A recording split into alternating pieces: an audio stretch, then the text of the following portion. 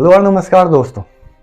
क्या सच में present day Indians और नेपालीज एक दूसरे के खिलाफ है, या फिर ये कुछ इलिटरेट लोगों का अपने ही दिमाग में बनाया गया एक ख्याली फुलाव, या फिर ये सो कॉल्ड न्यूज चैनल्स और मीडियाज के थ्रू इन दोनों देशों के प्यारे रिश्ते के बीच लगाया हुआ बस एक आग है। क्या है इस चीज़ के पीछे की रियलिटी, जानने के लिए बने रहे इस वीडियो के अंत तक। मैं Siddharth Pandey, I am a proud Nepali और जो अभी इंडिया में रहता है। तो ये है इस चीज़ के पीछे की reality. Passed a controversial bill that introduced a new map that includes Indian territory. सबसे पहले बात करते हैं सबसे बड़े कारण की, और वो है इंडिया और नेपाल बॉर्डर डिस्प्यूट। इंडिया और नेपाल के बीच टेरिटोरियल डिस्प्यूट शुरू होती है मई 2015 में, जब इंडिया और चाइना एक कॉमन ट्रेड रूट से एग्री करती है जो कि लिपू लेक के द्वारा होकर जाती है। और इस बात से नेपाल काफ़ी नाखुश था। नेपाल ने डिप्लोमेटिक नोट्स भेजे इंडिया के कैपिटल न्यू दिल्ली और चाइना के कैपिटल बीजिंग को, लेकिन ये नोट वैसा इग्नोर किया गया। फिर इंडिया अपना नया पॉलिटिकल मैप रिलीज करता है 2 नवंबर 2019 को, आज से ठीक 3 साल पहले। और उस मैप के अनुसार लिपू लेक का रीजन इंडिया में आता है। ये बात से नेपाल के टेरिटोरियल इंटीग्रिटी पे काफ़ी आँच आई, ऐसा ही नेपालीज लोगों का मानना है। तो फिर नेपाल के काउंसिल ऑफ मिनिस्टर्स ने एक नया मैप रिलीज किया 2020 को, और इस मैप के अनुसार उसने काला पानी, लिम्पियाधुरा और लिपू लेक को नेपाल के टेरिटोरी में शामिल किया। सो यहाँ पे दोस्तों बात आती है कौन सही है और कौन गलत। ये बात जानने के लिए काफ़ी लोग नहीं जानते होंगे, तो ये बात जानने के लिए चलते हैं थोड़ी सी हिस्ट्री। बात है 1 नवंबर 1814 से लेके 4 मार्च 1816 की। ये वो दौर है जब एंग्लो नेपाल वार हुई थी, जिसको अभी गोरखा वार भी कहा जाता है। ये वार थी ब्रिटिश ईस्ट इंडिया कंपनी और जो कि आज का इंडिया है, और किंगडम ऑफ नेपाल में, जो कि आज का प्रेजेंट डे नेपाल है। और इन दोनों का मकसद एक ही था कि वो इंडिया के माउंटेनियस रीजन्स में अपना टेरिटोरी एक्सपांड करे। और ईस्ट इंडिया कंपनी ये भी चाहती थी तिब्बत से उनका डायरेक्ट ट्रेड रिलेशन हो, और नेपाल रास्ते में आ रहा था, तो नेपाल को न्यूट्रल करना भी ज़रूरी था, क्योंकि अगर वो लोग नेपाल से दुश्मनी मोल लेते एक तरफ, तो दूसरी तरफ सिख और मराठास के वापसी का भी बात सामने खुलकर आ रहा था।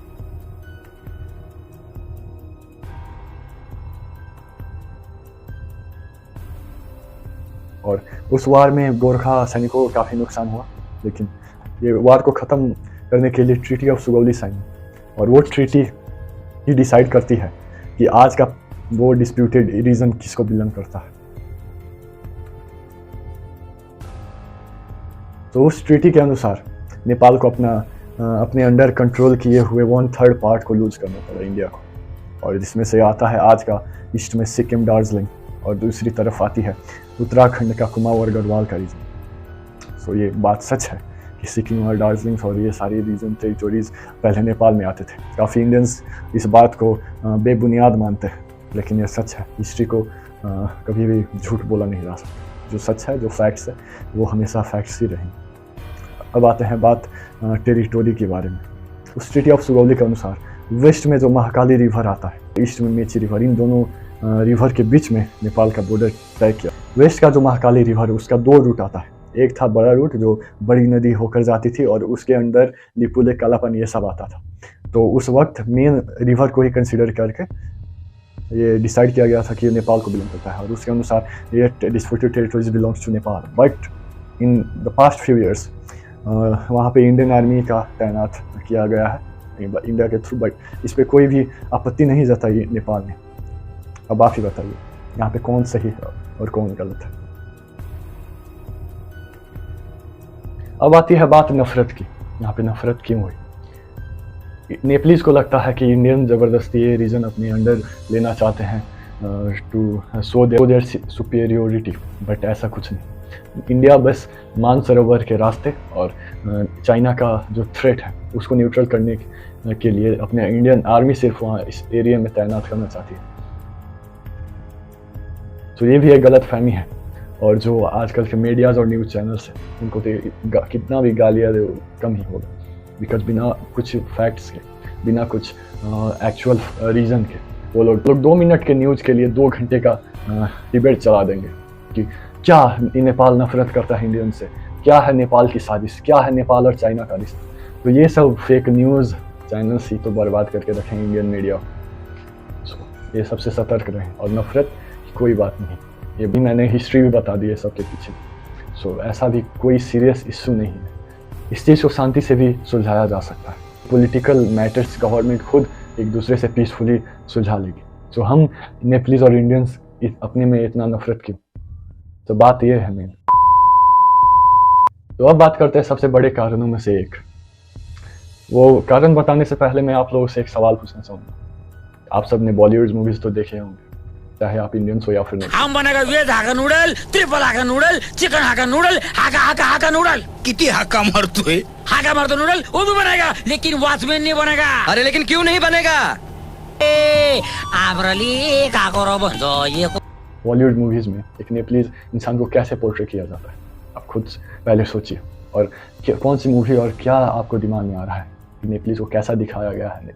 जब मैंने बात पर गौर की तो मेरे दिमाग में भी ये खुलासा हुआ इस चीज़ का, और आप लोग भी अभी समझ गए होंगे कि बॉलीवुड मूवीज़ में मैक्सिमम नेपालीज को एज अ सिक्योरिटी गार्ड, या फिर ऐसी बात नहीं कि कोई काम छोटा होता है या कोई काम बड़ा होता है, ये मैं नहीं बोल रहा। मैं बस ये बोल रहा हूँ कि बार बार अगर आप एक ही चीज़ को दोहराएं, नेपालीज इंसान को सिर्फ एज अ गार्ड या फिर ऐसा कुछ पोर्ट्रे करे फिल्मों में, उनका क्या जो कभी नेपालीज लोगों के बारे में या फिर नेपाल के बारे में ज़्यादा नहीं जानते, और वो जो इन मूवीज़ को देख के एक नेपालीज का एक परसेप्शन बना लेता है कि सारे नेपालीज यहाँ पे इंडिया ऐसे ही करने आता है, तो क्या होगा। रियल लाइफ इवेंट्स और इंसिडेंसेस भी आपको सुनने को मिलेंगे कि नेपालीज लोगों के साथ कैसा बर्ताव होता है किसी इंडिया के पार्ट। ये बदलना ज़रूरी है, और पता नहीं कब तक ये नफरत चलेगी, पर इस नफरत को भी रोकना ज़रूरी है। मैं बस एक ही रिक्वेस्ट करना चाहूँगा अपने बॉलीवुड या फिर इंडियन मूवीज़, माफियाज या फिर कुछ भी है, तो उन लोगों से बस ये नहीं कह रहा कि ज़्यादा बढ़ा चढ़ा के दिखाइए नेपालीज लोगों को, बट एज अ जो रियलिटी है इंडिया में, जो नेपाल के काफ़ी सारे प्रोफेशनल्स आते हैं, नेपाल के इतने सारे बड़े बिजनेसमैन ऑल हैं, तो वो सब दिखाइए, रियलिटी दिखाइए। ये मेरी ख्वाहिश है इंडियन सिनेमा से। ये थी दूसरी रीज़न क्यों नेपालीज लोग काफ़ी पिस्ड ऑफ है। कुछ तीसरा सबसे बड़ा कारण है, नेपाल को लगता है, नेपालीज लोगों को लगता है या लगता था कि इंडिया एज अ बड़ा भाई एक्ट करने की कोशिश करता है, या फिर अपना सुपीरियर बिहेवियर दिखाने की कोशिश करता है।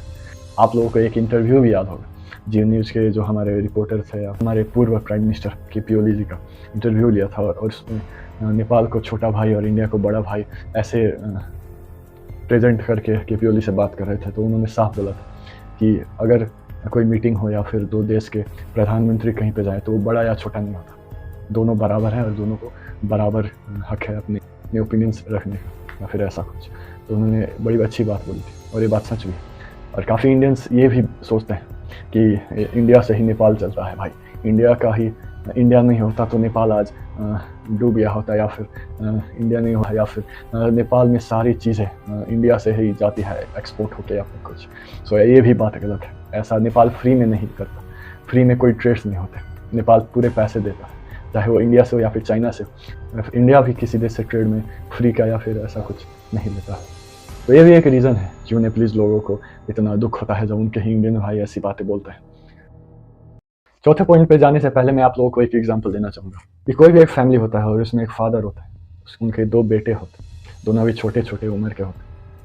वो फादर उन बच्चों को बचपन से उनके टीनेज तक यही सिखाते रहते हैं कि भाई ब्रदरहुड हमेशा रखना चाहिए, और एक दूसरे से हमेशा प्यार करना, और कभी भी एक दूसरे के खिलाफ नहीं जाना, और उन लोगों को पीस लव के बारे में सिखाते हैं।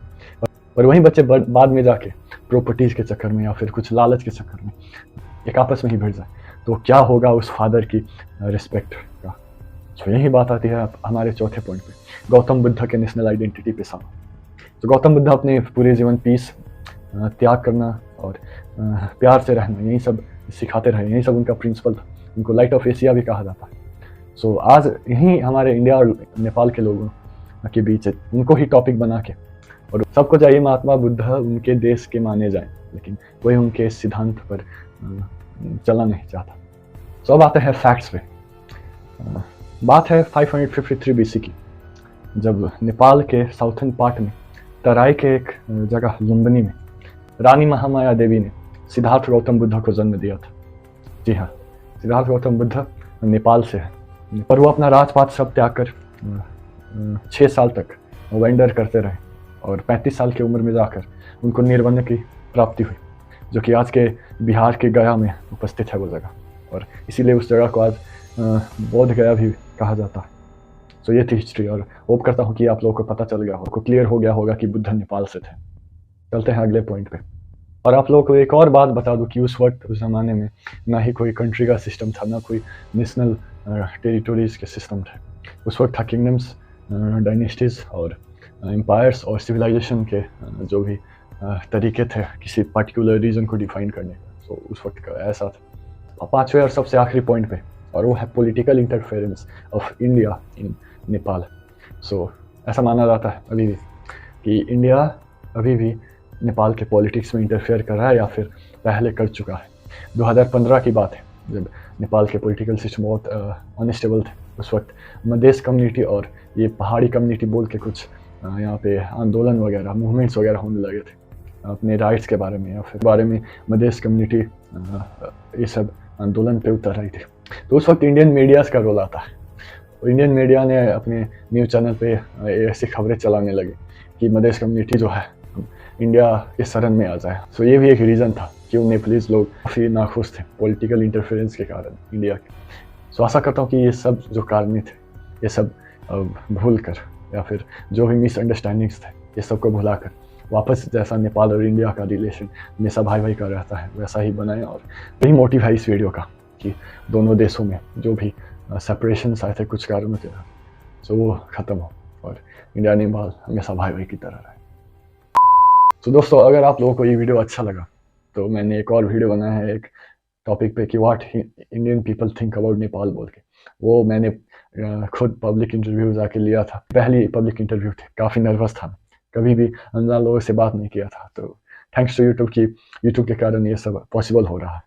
सो वो वीडियो भी जाके प्लीज़ देखिए, और वो इसका लिंक मैं डिस्क्रिप्शन में दे दूँगा। Thank you so much for watching, bye.